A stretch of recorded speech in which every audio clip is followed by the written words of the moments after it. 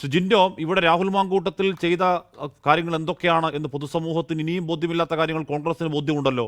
അതുകൊണ്ടാണല്ലോ യൂത്ത് കോൺഗ്രസ് അധ്യക്ഷ സ്ഥാനത്ത് പുറത്താക്കലിലേക്കും സസ്പെൻഷനിലേക്കും പൂർണ്ണമായി പുറത്താക്കലിലേക്കും ഒക്കെ നിങ്ങൾ എത്താൻ കാരണം നിങ്ങളുടെ കൺവിക്ഷനാണ്. നിങ്ങൾക്ക് പല കാര്യങ്ങളും അറിയാം ജിൻഡോ.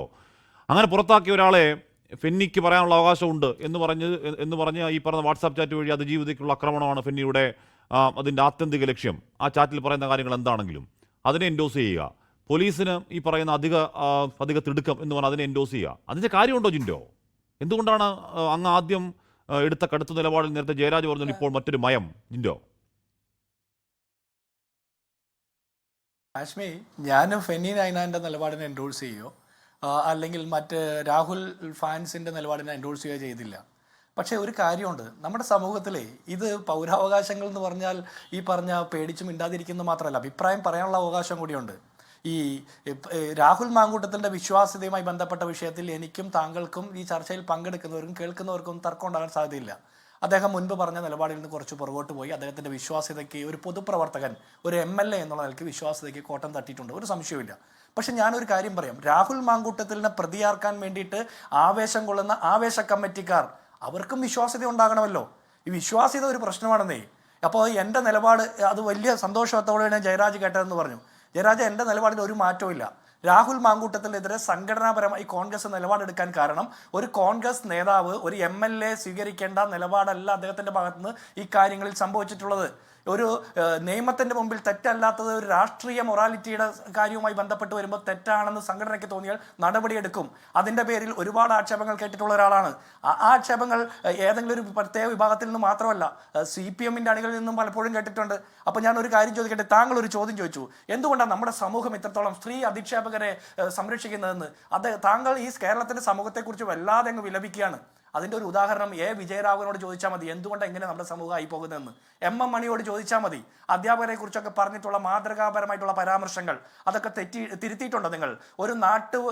ഒരു സാധാരണ നേതാവിൻ്റെ വാമൊഴി വഴക്കമെന്നൊക്കെ പറഞ്ഞ് എൻഡോഴ്സ് ചെയ്യല്ലേ പിണറായി വിജയൻ ആഭ്യന്തര ഉപമന്ത്രി ചെയ്തത്? അപ്പം ഇങ്ങനെ പലരും അപ്പുറത്തും ഇപ്പുറത്തൊക്കെ ചെയ്യുന്നുണ്ട്. അതിനപ്പുറത്ത് ഒരു പൊളിറ്റിക്കൽ മൊറാലിറ്റിയിൽ നിന്ന് കാണുമ്പോൾ എൻ്റെ വ്യക്തിപരമായ നിലപാടോ എൻ്റെ പാർട്ടിയുടെ നിലപാടിലോ ഒരു മാറ്റവും വന്നിട്ടില്ല. ഇവിടെ രാഹുലിൻ്റെ ചിരി കാണുമ്പോൾ വിഷമം ഉണ്ടാകുന്നത് അത് രാഷ്ട്രീയ പ്രശ്നമാണ്. അതിനപ്പുറത്ത് രാഹുൽ മാങ്കൂട്ടത്തിൽ എന്ന് പറഞ്ഞ വ്യക്തി ചെയ്തിട്ടുള്ള തെറ്റുകളിൽ, കുറ്റങ്ങളിൽ നിയമപരമായിട്ട് ശിക്ഷിക്കണമെന്നുണ്ടെങ്കിൽ അതിൽ പ്രൊസീജിയേഴ്സ് പാലിക്കണം. പോലീസിന്റെ അധിക തിടുക്കം വേണ്ട. കാരണം PT കുഞ്ഞുമുഹമ്മദിന്റെ കാര്യത്തിൽ എടുക്കാത്ത തിടുക്കം രാഹുലിന്റെ കാര്യത്തിൽ എടുക്കുമ്പോൾ അത് രാഷ്ട്രീയമാണ്. മുകേഷിന് ഒളിച്ചു നടന്ന് മുൻകൂർ ജാമ്യം കിട്ടാൻ വേണ്ടിയിട്ട് പോലീസ് ഒളിച്ചു നടന്നപ്പോൾ എടുത്ത ആ ജാഗ്രത കുറവുണ്ടല്ലോ, അത് രാഹുലിന്റെ കാര്യത്തിൽ സംഭവിക്കുന്നില്ലെങ്കിൽ അത് രാഷ്ട്രീയമാണ്. P ശശിയെയും സംരക്ഷിക്കുന്ന പാർട്ടി പൊളിറ്റിക്കൽ മൊറാലിറ്റിയുടെ ക്ലാസ് മറ്റാരെയും എടുപ്പിക്കരുത്. ഇനി ഒരു കാര്യം കൂടി പറയാം. ഒരു സിനിമാ നടൻ, ഏത് സിനിമാ നടനെ കുറിച്ച് താങ്കൾ പറഞ്ഞതെന്ന് എനിക്കറിയില്ല, പക്ഷേ ആ സിനിമാ നടൻ മുകേഷ് ആണെങ്കിൽ താങ്കൾ പറയണം, ഇതേ സിനിമാ നടന്റെ മുൻ ഭാര്യ ഇപ്പോഴത്തെ ആരോഗ്യമന്ത്രിക്ക് കൊടുത്ത ഇന്റർവ്യൂ അത് കേട്ടിട്ട് എങ്ങനെയാണ് നിങ്ങൾക്ക് നിയമസഭയിൽ മത്സരിപ്പിക്കാൻ തോന്നിയത്? ഇവിടെ പീഡനം മാത്രമല്ല, സ്ത്രീ അധിക്ഷേപവും, സ്ത്രീകൾക്ക് നേരെ നടക്കുന്ന അക്രമവും, പൂർണ്ണ ഗർഭിണിയായിട്ടുള്ള സ്ത്രീയെ താഴെ തള്ളിയിടുന്നതും അതിക്രൂരമായിട്ട് മർദ്ദിക്കുന്നതും ഒക്കെ സ്ത്രീകൾക്ക് നേരെ നടക്കുന്ന അക്രമ, ലൈംഗിക പീഡനം മാത്രമാണോ അക്രമമായിട്ട് നിങ്ങൾ കാണുന്നത്? അപ്പൊ മുൻ ഭാര്യയുടെ സ്റ്റേറ്റ്മെന്റ് കേട്ടിട്ട് പോലും നിങ്ങൾ, അത് പൊതുസമൂഹത്തിന്റെ മുമ്പിൽ ഉണ്ടായിട്ട് പോലും നിങ്ങൾ 2 വട്ടം സീറ്റ് കൊടുത്തു.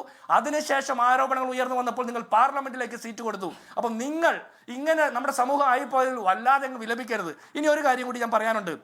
ഇവിടെ റേപ്പ് കേസിൽ പരാതിയുള്ളൊരു വ്യക്തി അതിന് 1 വർഷത്തിന് ശേഷം വീണ്ടും റേപ്പ് ചെയ്ത ആളെ കാണണമെന്ന് പറയുമ്പോൾ ഏതെങ്കിലും രീതിയിലുള്ള ക്ലാരിഫിക്കേഷന് വേണ്ടിയിട്ടാണ് കാണുന്നത് എന്ന് പറഞ്ഞാൽ അത് വിശ്വസിക്കാൻ മാത്രം അത്ര വലിയ വിശാല മനസ്കനല്ല ഞാൻ. എന്താ പ്രശ്നമെന്ന് വെച്ചാൽ, റേപ്പാണ് നടന്നതെന്ന് ക്ലാരിഫിക്കേഷൻ കിട്ടാൻ വേണ്ടിയിട്ട് ഉന്നത വിദ്യാഭ്യാസം കിട്ടിയ, ഞാൻ പറയട്ടെ, ഉന്നത വിദ്യാഭ്യാസം കിട്ടിയ സമൂഹത്തിൽ താരതമ്യേന ഉന്നത നിലവാരത്തിൽ ജീവിക്കുന്ന സാഹചര്യങ്ങളുള്ള ഒരാൾക്ക് റേപ്പാണ് നടന്നതെന്ന് ക്ലാരിഫിക്കേഷൻ കിട്ടാൻ വേണ്ടിയിട്ടാണ് വീണ്ടും കാണാൻ ശ്രമിക്കുന്നതെന്ന് പറഞ്ഞാൽ വിശ്വസിക്കാൻ പറ്റില്ല. അവര് തമ്മിൽ ഒരു ബന്ധം ഉണ്ടായിരുന്നു. ശ്രീ ജിൻഡോ, ആ ബന്ധം ഉണ്ടായത് എങ്ങനെയാണ്? അത് ഈ കൺസെൻഷൽ എന്ന് രാഹുൽ പറയുമ്പോൾ ആ കൺസെൻ ഉണ്ടായത് എങ്ങനെയാണ്?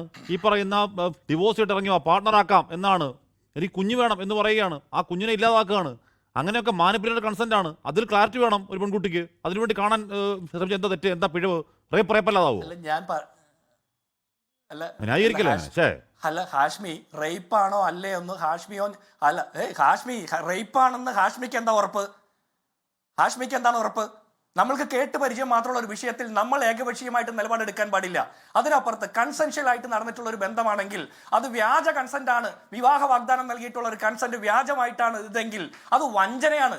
ലോകത്തെവിടെയായാലും ഏത് സമയത്തും 24 വാർത്തകളും ഓഗ്മെന്റഡ് റിയാലിറ്റി പാക്കേജുകളും എക്സ്പ്ലെയിനറുകളും വിശദമായി കാണാൻ ഞങ്ങളുടെ യൂട്യൂബ് ചാനൽ നിങ്ങൾക്ക് സബ്സ്ക്രൈബ് ചെയ്യാം.